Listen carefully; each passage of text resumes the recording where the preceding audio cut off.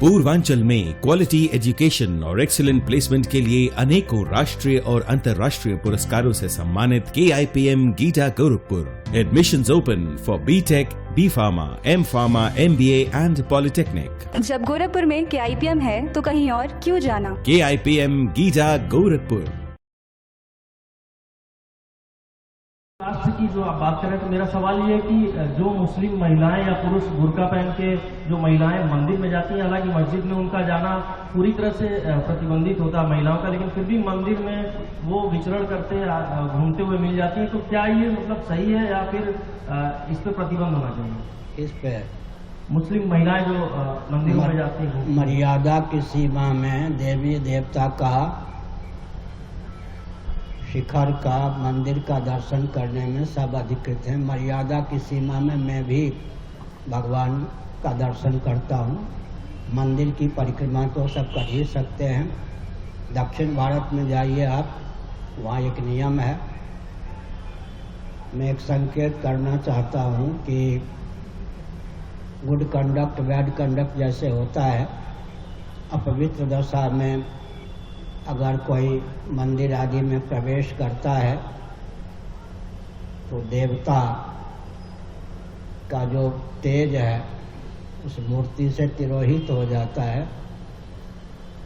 हमारे इस वचन को सुप्रीम कोर्ट ने भी अपने शब्दों में समुद्रित किया था।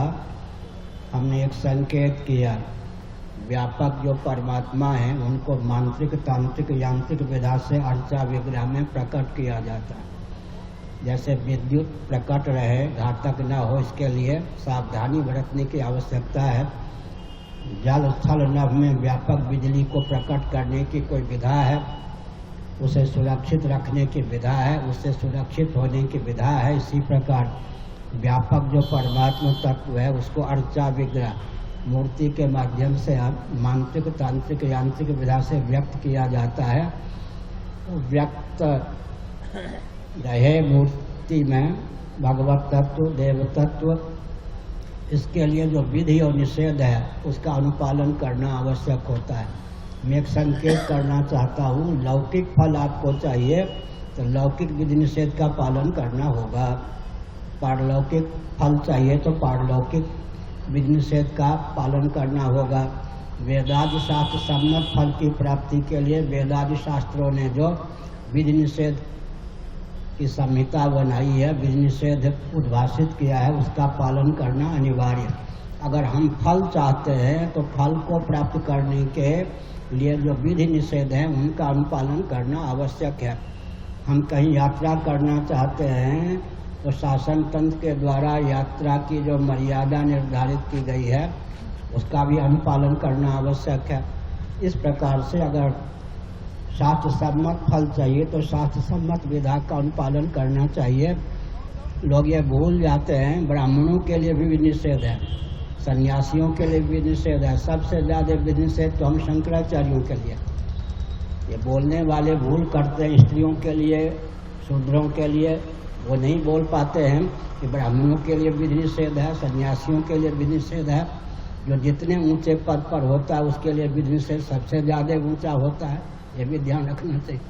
आगे सनातन धर्म को ऐसा है कि राजनीति के पर्याय कितने हैं इस पर विचार कीजिए।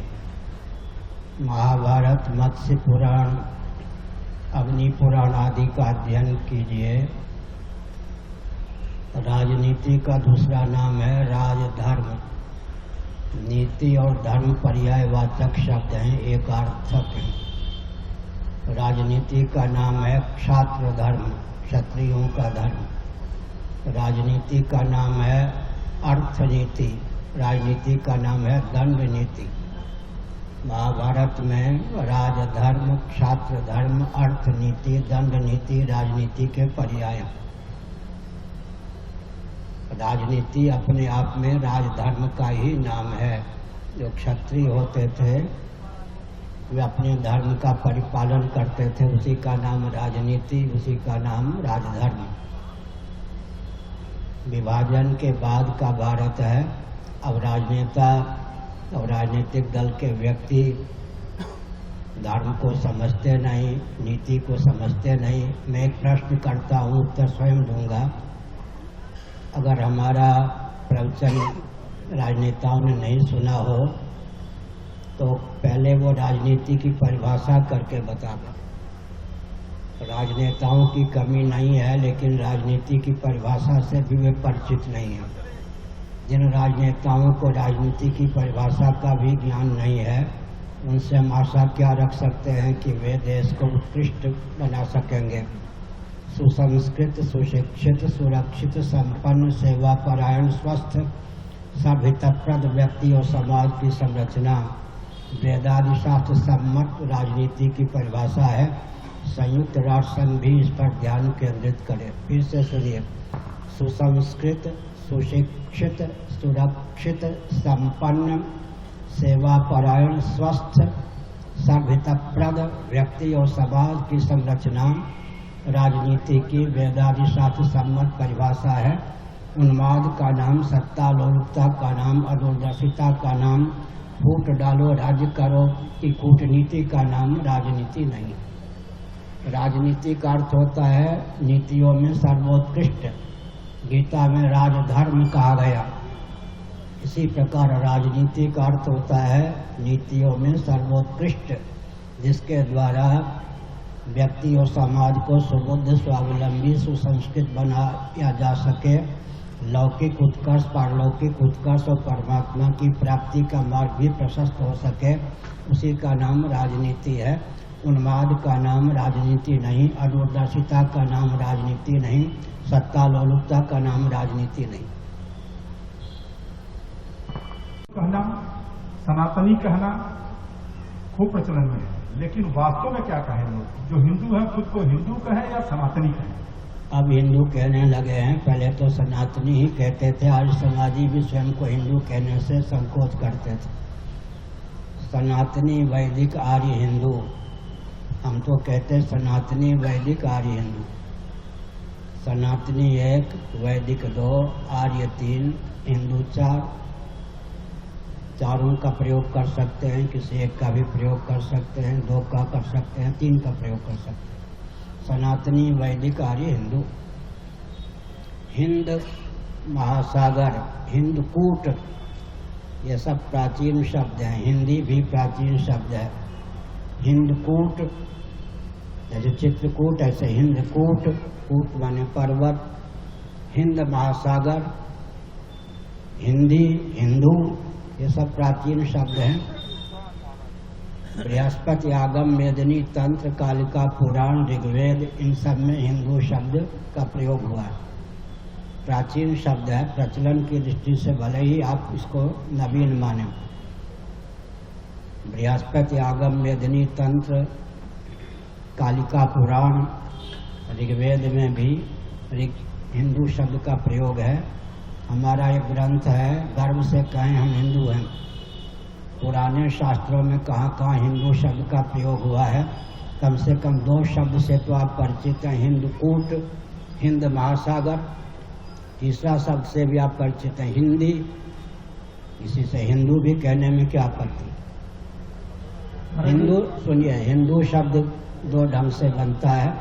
हिंदू, हिंदू, हिंद जब कहते हैं तो सीमा का भौगोलिक दृष्टि से परिचायक यह शब्द है। ही माने हिमालय, हिंदू माने इंदु सरोवर, मान सरोवर।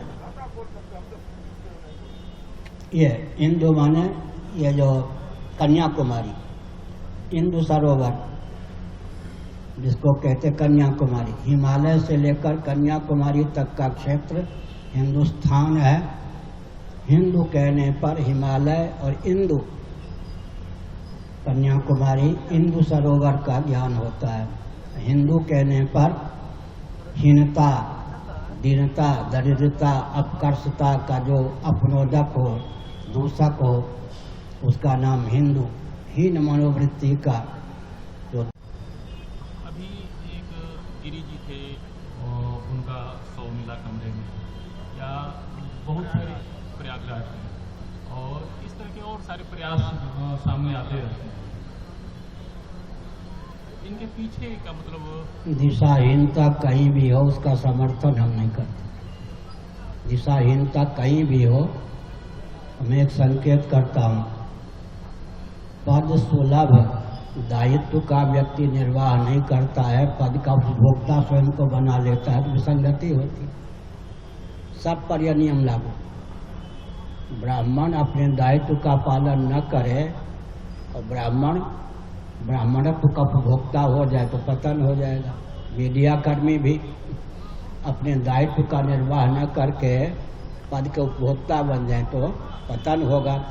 पतन का सिद्धांत यही है, कोई व्यक्ति या वर्ग जब अपने दायित्व का निर्वाह न करके पद का उपभोक्ता बन जाता है या दुरुपयोग करने वाला बन जाता है तो वहाँ स्खलन होता है। स्खलन कहीं भी हो उसका समर्थन हम नहीं करते।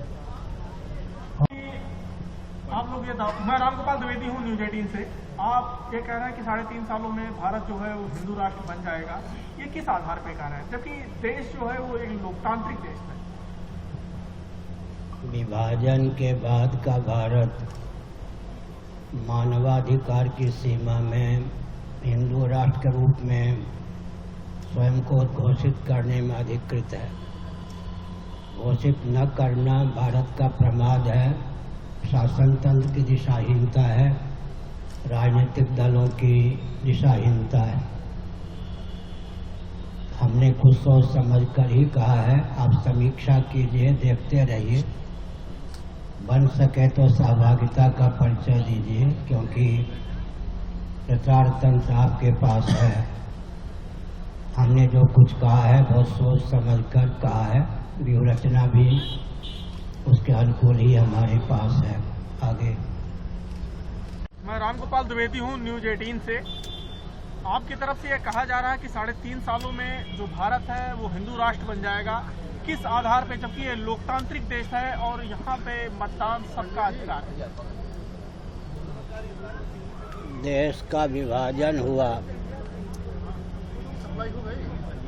हिंदू मुसलमान के आधार पर। विभाजन के बाद का भारत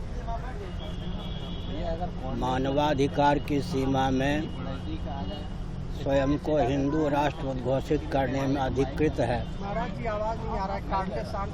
शब्द से हिंदू बना है, सकार और हकार में एकत्व, सप्ताह हफ्ताह, सिंधु से हिंदू शब्द बना है।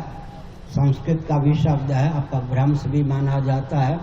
हिंदू शब्द बहुत प्रचलित है। आगे